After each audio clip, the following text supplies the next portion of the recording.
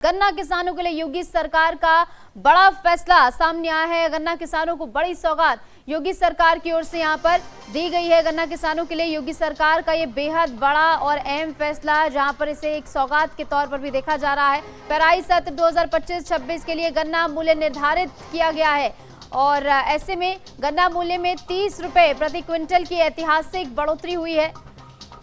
किसानों को 3000 करोड़ रुपए का अतिरिक्त भुगतान किया जाएगा और साल 2017 से अब तक 4 बार समर्थन मूल्य जो है वो बढ़ाया जा चुका है और ऐसे में एक बार फिर से इसमें बढ़ोतरी की गई। डीबीटी से किसानों के बैंक खाते में ये भुगतान किया जाएगा और गन्ना किसानों के लिए योगी सरकार का ये बड़ा तोहफा माना जा रहा है। पेराई सत्र 2025-26 के लिए गन्ना मूल्य निर्धारित किया गया है। गन्ना मूल्य में 30 रुपए प्रति क्विंटल की वृद्धि यहां पर की गई। ऐतिहासिक बढ़ोतरी के तौर पर इसे देखा जा रहा है। किसानों को इसके जरिए सीधे तौर पर 3000 करोड़ रुपए का अतिरिक्त भुगतान किया जाएगा। साल 2017 से अब तक 4 बार समर्थन मूल्य जो है वो बढ़ाया जा चुका है, जहां पर एक बार फिर से समर्थन मूल्य बढ़ाया गया। योगी सरकार ने गन्ना किसानों के लिए बड़ा फैसला लेते हुए गन्ना मूल्य में 30 रुपए प्रति क्विंटल की ऐतिहासिक बढ़ोतरी की है। इसके तहत किसानों को 3000 करोड़ रुपए का अतिरिक्त भुगतान जो है वो किया जाएगा। और इस बीच एक और बड़ी खबर आपको बता दें, ज्ञानवापी केस में आज ऐतिहासिक फैसले का दिन है। ज्ञानवापी केस में आज फैसला हाईकोर्ट की ओर से सुनाया जा सकता है। दोपहर 2 बजे के बाद अपना फैसला कोर्ट सुना सकता है और सील बंद ताले के पुराने कपड़े जो है वो बदले जा सकते हैं। कोर्ट के फैसले के बाद पुराने कपड़े बदले जाएंगे, तो ये बड़ी खबर हम आपको बता रहे हैं, जहां पर ज्ञानवापी केस में आज हाईकोर्ट फैसला सुना सकता है, इसकी संभावना है। और ज्ञानवापी केस में आज ऐतिहासिक फैसले का दिन है। ज्ञानवापी केस में आज हाईकोर्ट की ओर से फैसला सुनाया जा सकता है। दोपहर 2 बजे का समय इसके लिए निर्धारित किया गया है और अपना फैसला इस दौरान कोर्ट सुना सकता है। सील बंद ताले के पुराने कपड़े जो है वो बदले जा सकते हैं। इस फैसले के अनुसार कोर्ट के फैसले के बाद ये पुराने कपड़े बदले जा सकते हैं, इसकी आशंका है। और आज का दिन बेहद महत्वपूर्ण है क्योंकि ज्ञानवापी केस में आज हाईकोर्ट फैसला सुनाएगा। सबकी नजरें जो है वो दोपहर पर टिकी हुई हैं, जब दोपहर 2 बजे कोर्ट की ओर से फैसला सुनाया जाएगा। और ज्ञानवापी केस में आज ऐतिहासिक फैसले का दिन है और आज के दिन ही यहां पर हाईकोर्ट जो है फैसला सुना सकता है। दोपहर 2 बजे का समय इसके लिए दिया गया है, जब हाईकोर्ट अपना फैसला सुना सकता है। सील बंद ताले के पुराने कपड़े बदले जा सकते हैं। और इस बीच एक और बड़ी खबर आपको बता दें, बिहार विधानसभा चुनाव से जुड़ी। दिल्ली की सीएम रेखा गुप्ता बिहार में हुंकार भरेंगी। बिहार के मुजफ्फरपुर से जनसभा को संबोधित वो करेंगी, यानी अब दिल्ली की सीएम रेखा गुप्ता भी बिहार में अपनी भागीदारी दिखाते हुए, जहां पर बिहार में आज सियासी हुंकार भरती हुई रेखा गुप्ता नजर आएंगी और बिहार के मुजफ्फरपुर में जनसभा को संबोधित करेंगे। और किस तरीके से, किस अंदाज में विपक्ष पर निशाना बोलेंगी, ये देखना बेहद महत्वपूर्ण होगा। अपने बेबाक बोल के लिए बेहद मशहूर रेखा गुप्ता आज बिहार में किस अंदाज में हुंकार भरती हैं, ये देखना बेहद ही दिलचस्प होगा। बिहार चुनाव से जुड़ी ये बड़ी खबर आपको बता रहे हैं, जहां पर एनडीए की ओर से लगातार प्रचार को तेजी दी जा रही है और इस बीच बीजेपी के तमाम वो बड़े और प्रचलित चेहरे लगातार बिहार में उतरकर जो है प्रचार कर रहे हैं। और आज का दिन बेहद महत्वपूर्ण है, जहां पर अमित शाह भी वहां पर पहुंचने वाले। सीएम योगी की भी खबर है कि वो जाएंगे, जनसभा को संबोधित करेंगे। और ऐसे में दिल्ली की सीएम रेखा गुप्ता को लेकर भी खबर आ रही है कि बिहार चुनाव में आज हुंकार भरती हुई नजर आएंगी। राष्ट्रीय राजधानी दिल्ली से एक बड़ी खबर आपको बता दें, प्रदूषण से जुड़ी ये बड़ी खबर है। गंभीर श्रेणी में प्रदूषण का लेवल जो है वो पहुंच गया है। दिल्ली का औसत AQI यानी कि एयर क्वालिटी इंडेक्स 261 दर्ज किया गया। हरियाणा का नालथा का AQI 708 दर्ज किया गया, यानी बहुत ही ज्यादा खराब श्रेणी में है।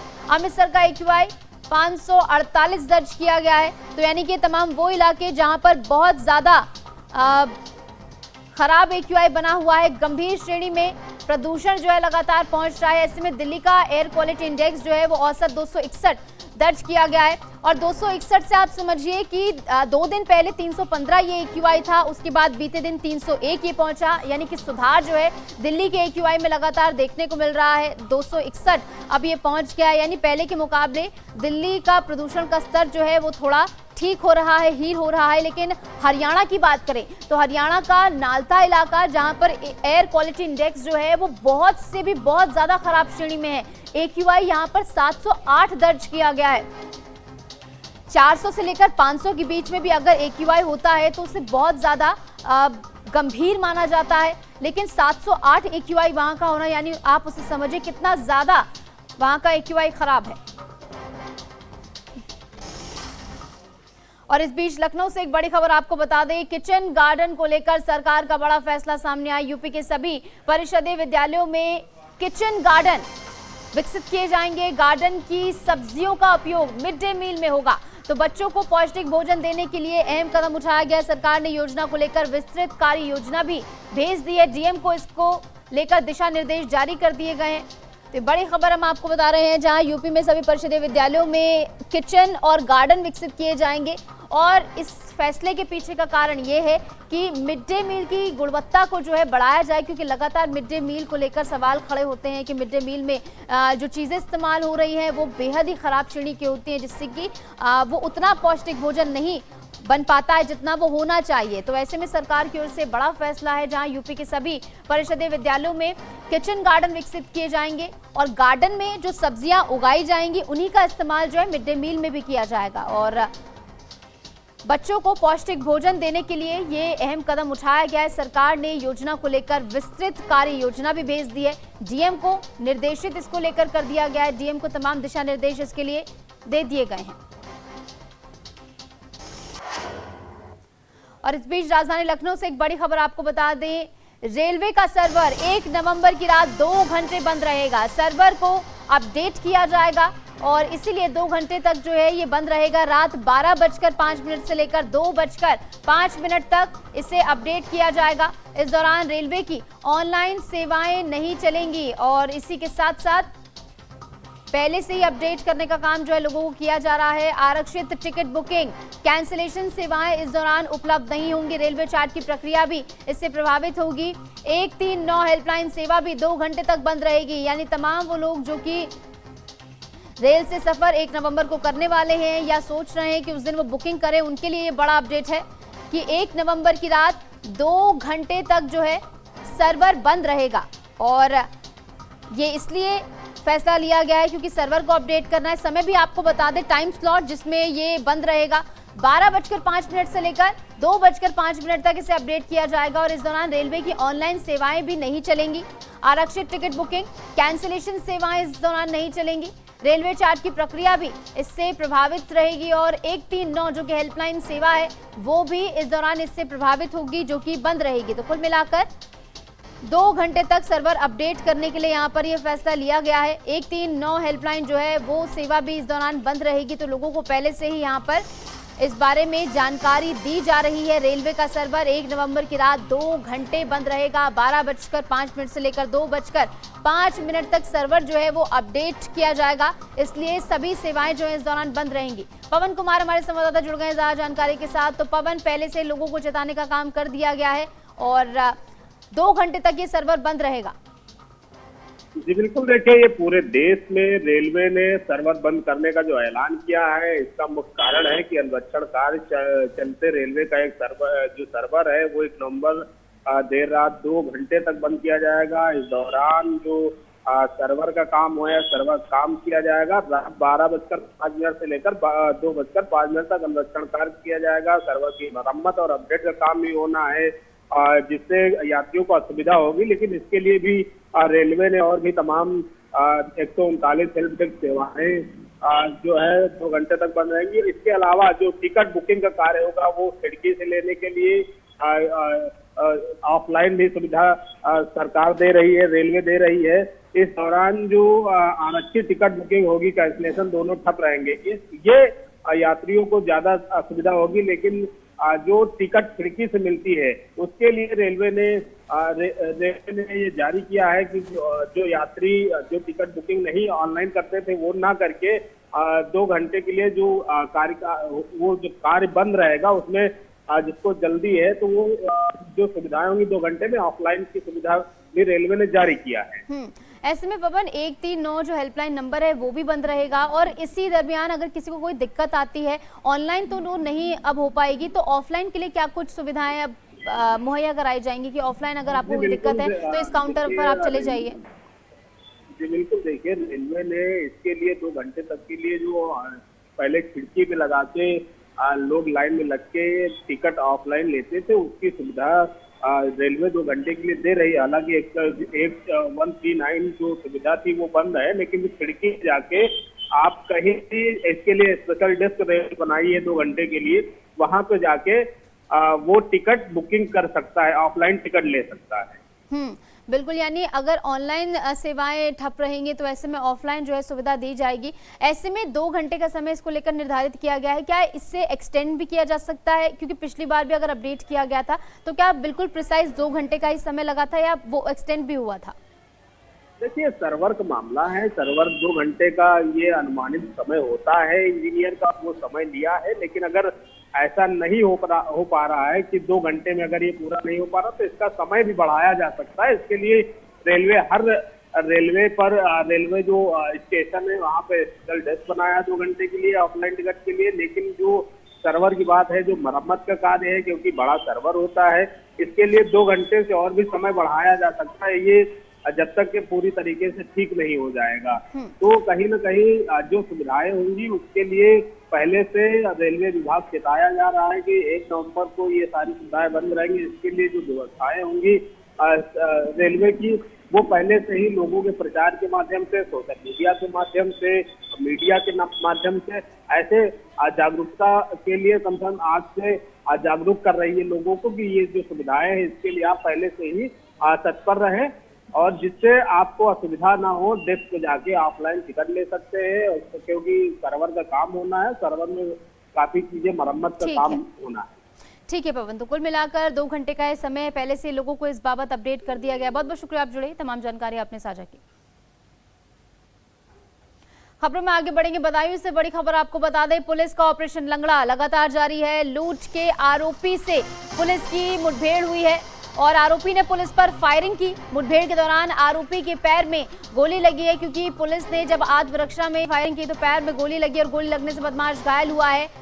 कादर चौक थाना इलाके का ही पूरा मामला बताया जा रहा है और ऐसे में पुलिस का ऑपरेशन लंगड़ा लगातार जारी है, जहां पर तमाम जो बदमाश हैं, अपराधी हैं, उनके खिलाफ लगातार एक के बाद एक ताबड़तोड़ एक्शन लिए जा रहे हैं। और ऐसे में ऑपरेशन लंगड़ा के तहत लूट के आरोपी से पुलिस की मुठभेड़ हुई और पहले आरोपी ने पुलिस पर फायरिंग की और इसके बाद जवाबी कार्रवाई में पुलिस ने भी आत्मरक्षा में फायर किया और ऐसे में मुठभेड़ के दौरान आरोपी के पैर में गोली लग गई।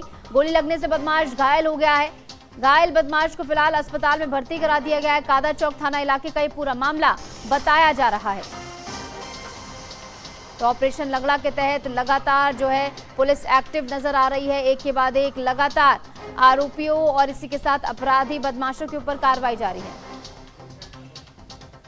जैसा कि आपको पता है, थाना कादर चौक पर मुकदमा अपराध संख्या 314 धारा 309(4) BNS पंजीकृत हुआ था। इसमें जो वांछित अभियुक्त सत्यपाल पुत्र नन्नू की तलाश थी। मुखबिर से सूचना मिली, एक संदिग्ध व्यक्ति आता दिखा। जब उस संदिग्ध व्यक्ति को रोकने का प्रयास किया गया तो वह भागने लगा। जब पुलिस पार्टी द्वारा उस संदिग्ध व्यक्ति का पीछा किया गया तो उसने पुलिस पर फायर कर दिया जान से मारने की नीयत से।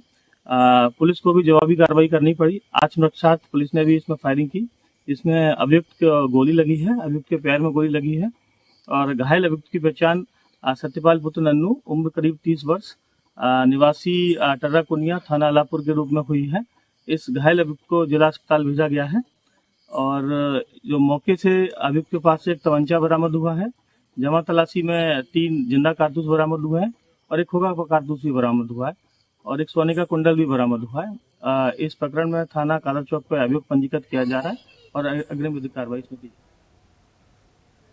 और इस बीच एक बड़ी खबर आपको बता दें, केंद्रीय कैबिनेट का बड़ा फैसला सामने आया है। कैबिनेट ने 8वें वेतन आयोग के गठन को मंजूरी दे दी है। पूर्व न्यायाधीश रंजन गोगोई आयोग की अध्यक्षता करेंगे। तो ये बड़ी खबर, आयोग 18 महीने में सरकार को अपनी सिफारिशें जो है वो पेश करेगा। तो ये बड़ी खबर हम आपको बता रहे हैं। पूर्व न्यायाधीश रंजन गोगोई आयोग की अध्यक्षता करेंगे और लगभग 50 लाख कर्मचारियों और 69 लाख पेंशन भोगियों को इससे सीधे तौर पर लाभ मिलेगा। आयोग में एक अध्यक्ष और एक सदस्य शामिल होंगे। तो ये बड़ी खबर हम आपको बता रहे हैं, जहां पर आयोग में एक अध्यक्ष और एक सदस्य शामिल होंगे। तो ये केंद्रीय कैबिनेट का बड़ा फैसला। 2027 तक नई वेतन सिफारिशें जो हैं वो लागू हो सकती हैं, इसकी संभावना है। केंद्रीय कैबिनेट का ये बड़ा फैसला, जहां कैबिनेट ने 8वें वेतन आयोग के गठन को मंजूरी यहां पर दे दी है और पूर्व न्यायाधीश रंजन गोगोई आयोग की अध्यक्षता अब करेंगे, जहां पर आयोग 18 महीने में सरकार को अपनी सिफारिशें देगा। 2027 तक ये सिफारिशें जो हैं वो लागू की जा सकती है। लगभग 50 लाख कर्मचारियों और 69 लाख पेंशन भोगियों को इससे सीधे तौर पर लाभ मिलेगा। आयोग में एक अध्यक्ष और एक सदस्य शामिल होंगे। बढ़ेंगे आगे। सीतापुर के नए जिलाधिकारी डॉक्टर राजा गणपति आर ने कार्यभार संभाल लिया है। इस दौरान उन्होंने मीडिया से बातचीत में अपनी कार्यशैली और रोड मैप को लेकर जानकारी साझा की। उन्होंने कहा कि शिक्षा, स्वास्थ्य, सड़क और जनहित के कार्यों को प्राथमिकता दी जाएगी। और सबसे पहले डीएम कोषागार वो पहुंचे, जहां जरूरी कागजी कार्यवाही पूरी करने के बाद जिलाधिकारी कार्यालय पहुंचे और कार्यालय पहुंचने पर पुलिस बल द्वारा गार्ड ऑफ ऑनर उन्हें दिया गया, जिसके बाद उन्होंने अपने कक्ष में बैठकर कार्यभार संभाला। रोड मैप को लेकर यहाँ पर जानकारी उनकी ओर से साझा की गई है। देखिए, शासन का निर्देश के क्रम पे और माननीय मुख्यमंत्री जी का निर्देश के क्रम पे जो भी शासन का योजना है, इसका जनपद का आखिरी व्यक्ति तक ले जाने के काम हमारा प्राथमिकता होगा। सर, सीतापुर में जैसे कि खास करके सीतापुर में बहुत ही ये चीज़ देखने को मिल रही है कि यहाँ पे फर्जी नर्सिंग होम बहुत चलाए जा रहे हैं, जिन पे टीम बनाई जाती है, सुबह वो सीज किए जाते हैं, शाम को फिर खोल दिए जाते हैं। बाकी और यहाँ पे जैसे बाढ़ ग्रस्त इलाका भी है सीतापुर में, उसमें भी आए दिन जो दिक्कतें वो बहुत होती हैं, उस पर क्या बताएं? देखिए, बाढ़ ग्रस्त के संबंध में अभी बताने का संभव नहीं है। हम दौरा करेंगे, दौरा करके उसका निस्तारण करने का आवश्यक कार्रवाई करेंगे। और साथ साथ जो अवैध नर्सिंग होम के संबंधित मामला है, उसका सीएमओ से जानकारी प्राप्त करते हुए नियमानुसार आवश्यक कार्रवाई की जाएगी। अभी सर धान खरीद चल रही है, कुछ गाँव ऐसे हैं जहाँ पे जो है चल रही है चकबंदी में गाँव पड़े हुए हैं, लेकिन उसमें किसान जो है धान के लिए ऑनलाइन कर रहे हैं तो नहीं हो पा रहा है। इसका डिप्टी आरएमओ से संपर्क करते हुए मतलब आवश्यक कार्रवाई नियमानुसार करेंगे। धन्यवाद सर। फरियादियों के लिए क्या रहेगा विशेष? देखिए, जो भी शिकायत है उनका गुणवत्तापूर्ण से और सभी जो भी राजस्व से संबंधित या विकास विभाग से संबंधित या किसी अन्य विभाग से संबंधित शिकायत है, उसका मौके पे निस्तारित करते हुए नियमानुसार निस्तारण करने के लिए आवश्यक निर्देशित। गाजियाबाद में पुलिस को बड़ी सफलता मिली है। बता दें कि पुलिस ने एटीएम कार्ड बदलकर ठगी करने वाले 3 शातिर आरोपियों को गिरफ्तार किया। जानकारी के मुताबिक आरोपियों के कब्जे से अलग अलग बैंकों के 12 एटीएम कार्ड, 3 मोबाइल और करीब लाखों रुपए नकद बरामद हुए हैं। गिरफ्तार आरोपियों की पहचान राहुल चौधरी, मनोज उर्फ आबू और सुमित कुमार के रूप में हुई है। पूछताछ में आरोपी ने बताया कि वह कार से दूर दराज के एटीएम बूथों पर जाकर कार्ड बदलते थे और बाद में खातों से पैसे निकालते थे। थाना मोदीनगर क्षेत्र में अब तक 3 घटनाओं को अंजाम देने की बात भी उन्होंने स्वीकार की। इनमें आईसीआईसीआई और पंजाब नेशनल बैंक के एटीएम शामिल हैं। आरोपियों के खिलाफ धारा 420, 379 और 411 आईपीसी के तहत मामला दर्ज कर आगे की जांच की जा रही है। पुलिस को एक सूचना मिली थी कि एटीएम बदलकर और जो इनोसेंट लोग हैं जो एटीएम से पैसे निकालते हैं, तो उनके पीछे लोग खड़े हो जाया करते थे और उनका एटीएम देखते थे और किसी को अगर कोई समस्या है तो उसका एटीएम लेके उसकी पिन वगैरह पता करके उसको हूबहू वैसा ही एटीएम दे देते थे। और लोग अपना ये नहीं पता कर पाते थे कि उनका जो एक 14 डिजिट का नंबर रहता है वो कौन सा नंबर है, वो अपना एटीएम लेके चले जाते थे और बाद में उस एटीएम को मिसयूज करके वो उससे जो भी पैसे हैं वो पैसे हड़पते थे। और इस तरह का एक इनका अपराध कारित करने का तरीका था।